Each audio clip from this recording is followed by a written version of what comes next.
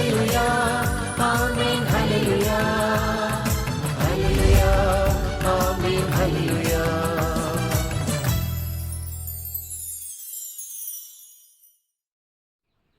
தந்தை, மகன், தூய ஆவியாரின் பெயராலே ஆமேன். இயேசுவில் அன்புக்குரிய இறை மக்களே, மீண்டும் ஒரு முறை இந்த காலையில் இறை வார்த்தை வழியாக உங்களை சந்திப்பதில் மகிழ்ச்சி அடைகிறேன். இன்றைய நற்செய்தியில் மத்தேயு எழுதிய நற்செய்தி 17ஆம் அதிகாரம் 22 முதல் 27 வரை உள்ள வார்த்தைகள். அன்புக்குரியவர்களே, மனித வாழ்க்கையில் ஒவ்வொரு நாளும் துன்பங்கள் உண்டு, வேதனைகள் உண்டு, தோல்விகள் உண்டு, நெருக்கடிகள், உடல் நோய்கள் நம்மை தாக்கிக் கொண்டுதான் இருக்கிறது. துன்பமில்லாத மனிதன் வாழ்க்கை எதுவும் கிடையாது. எனவேதான் சபை உரையாளர் புத்தகத்தில் ஆண்டவர் இப்படி அழகாக சொல்லிக் கொடுக்கிறார். 7ஆம் அதிகாரம் 14வது வார்த்தை, வாழ்க்கை இன்பமாய் இருக்கிற பொழுது மகிழ்ச்சியோடு. அடுத்து என்ன நடக்கும் என்று தெரியாத வண்ணம் இன்பத்தையும் துன்பத்தையும் கடவுள் மாறி மாறி உன் வாழ்க்கையிலே வரவிடுகின்றார். இன்னைக்கு மனிதனுடைய வாழ்க்கையை திரும்பி பார்க்கிற பொழுது, நம் அன்றாட வாழ்க்கையை ஒன்று பரிசோதித்து பார்க்கிற பொழுது, துன்பம் இல்லாத நாள் இருக்கிறதா என்றால் பெரிய கேள்விக்குறிதான். ஏதோ ஒரு விதத்திலே சிறு சிறு துன்பங்கள் அன்றாடம் நம்மை வாட்டிக்கொண்டுதான் இருக்கிறது. ஆனால் இந்த துன்பம் என் வாழ்வை எப்படி பக்குவப்படுத்துகிறது? இங்கே நற்செய்தியிலே பார்க்கிறோம், இயேசு கிறிஸ்து தன்னுடைய துன்பத்தை, தனக்கு வரப்போகிற துன்பத்தை 2வது முறையாக முன்னறிவிக்கின்றார். மருத்துவமனையிலே டாக்டர் அங்கிருக்கிற நோயாளியை பார்த்து, ஐயா, இன்னும் 2 நாள்ல நீ இறந்து போயிடுவ என்று சொன்னால், தன்னுடைய ஆயுசினும் 2 நாள் தான் இருக்க போகிறது என்று அறிகிற பொழுது என் வாழ்வு என்னவாக இருக்கும்? என்னுடைய நிலைமை என்னவாக இருக்கும்? அந்த இடத்திலே நான் மகிழ்ச்சியோடு சிரிப்பேனா?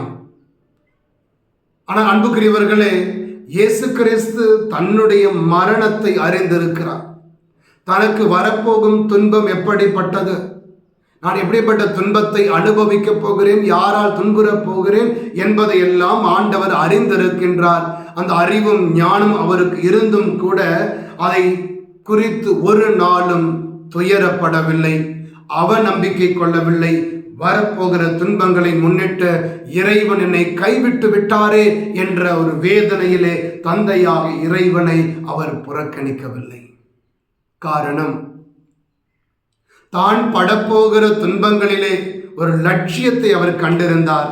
அது தந்தையாக இறைவனுடைய அன்பு இந்த உலகத்தின் மீது எப்படி இருக்கிறது என்பதை தன்னுடைய பாடுகள் வழியாக உலகிற்கு வெளிப்படுத்த போகிறார். எனவேதான் யோவான் நற்செய்தியிலே 3ஆம் அதிகாரம் 16வது வார்த்தையில் ஆண்டவர் சொன்னார், கடவுள் மீது நம்பிக்கை கொள்ளுகிற யாவரும் அழியாமல் நிலை வாழ்வு பெறும் பொருட்டு தன் ஒரே மகனையே அளிக்கும் அளவுக்கு கடவுள் இந்த உலகத்தின் மீது அன்பு கொண்டிருந்தார். ஆண்டவர் இயேசுவினுடைய பாடுகளின் லட்சியம் என்பது இந்த உலகத்தின் மீது கடவுள் கொண்டிருக்கின்ற அன்பு, பாவிக்கான விடுதலையின் அன்பு, துன்புறும் மக்களுக்கான வாழ்வுக்கான அன்பு, அவநம்பிக்கையில் விழுந்து கிடக்கிற மக்களுக்கான எதிர்நோக்கிற்கான ஒரு அன்பு, தோற்று போன மக்களுக்கு வீழ்ச்சியிலிருந்து எழ உதவி செய்யக்கூடிய அந்த உயர்ச்சிக்கான ஒரு அன்பு. அந்த அன்புதான் இயேசு கிறிஸ்துவை மக்களுக்கான துன்பங்களை சுமக்க தன்னை தயார்படுத்திக் கொள்ள தூண்டுகிறது. அன்புக்குரியவர்களே, ஒரு வெளிநாட்டிலிருந்து வேலை செய்து கொண்டிருக்கிற ஒரு சகோதரன் குடும்பத்தை சந்தித்த பொழுது அவரை நான் சந்திக்க நேர்ந்தது. அவர்கிட்ட நான் கேட்டேன், எப்படி இருக்கு உங்க வேலையெல்லாம் அங்க என்று கேட்ட பொழுது அவர் அங்கு அனுபவிக்கிற துன்பங்களை எல்லாம் பெரிய பட்டியல் போட்டு சொன்னார். தனிமையின் வேதனை, அவமானங்கள், ஏற்று பேச்சுக்கள், ஏமாற்றங்கள் இதெல்லாம் சொன்ன பொழுது நான் யதார்த்தமான ஒரு கேள்வி அவர்கிட்ட கேட்டேன், ஏன்பா இவ்வளவு கஷ்டப்படுறியே, எதுக்கு, நீ வீட்டுக்கு வந்துட வேண்டியது தானே, இங்கே ஏதாவது ஒரு வேலையை பார்த்துட்டு நீ சந்தோஷமா இருக்கலாமே என்று சொன்ன பொழுது, ஃபாதர், அங்கே நாம் படுற வேதனை, இங்கே என் குடும்பம் நல் வாழ்வை அனுபவிக்குது, நல்லா இருக்கிறாங்க, அவங்க மேலே நான் கொண்டிருக்கிற அன்பை பின் எப்படி ஃபாதர் நான் காட்ட முடியும்? அன்புக்குரியவர்களே, இதுதான் ஆண்டவர் இயேசுவினுடைய பாடுகளின் முன் அறிவிப்பிலும் நமக்கு உணர்த்தப்படுவது. நாம் எல்லாரும் கடவுளால் எந்த அளவுக்கு அன்பு செய்யப்படுகிறோம்.